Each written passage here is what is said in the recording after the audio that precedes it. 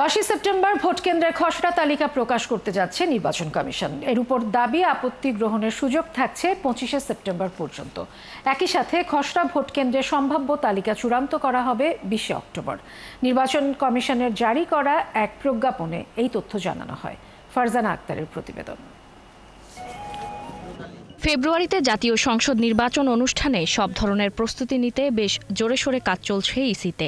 এ সপ্তাহেই নির্বাচনী রোডম্যাপ ঘোষণা করতে যাচ্ছে কমিশন। নির্বাচন ব্যবস্থাপনা শাখার উপসচিব স্বাক্ষরিত এক চিঠিতে বলা হয়, আগামী 10 সেপ্টেম্বর ভোট কেন্দ্রের খসড়া তালিকা প্রকাশ করা হবে। খসড়া ভোট কেন্দ্রের তালিকার উপর দাবি ও আপত্তি গ্রহণের শেষ দিন 25 সেপ্টেম্বর। এসব আবেদনের নিষ্পত্তি করা হবে 12 অক্টোবরের মধ্যে, আর ভোট কেন্দ্রের সম্ভাব্য তালিকা চূড়ান্ত করা হবে 20 অক্টোবর। গণপ্রতিনিধিত্ব আদেশ অনুযায়ী জাতীয় সংসদ নির্বাচনের ভোট কেন্দ্রের তালিকা সংরক্ষণ ও চূড়ান্ত করে ভোটের 25 দিন আগে বাংলাদেশ গেজেটের অতিরিক্ত সংখ্যায় প্রকাশ করার বিধান রয়েছে। এদিকে আগামী সংসদ নির্বাচনের ভোট কেন্দ্রের সংখ্যা হতে যাচ্ছে 45,098টি, ভোট কক্ষ 2,80,564টি।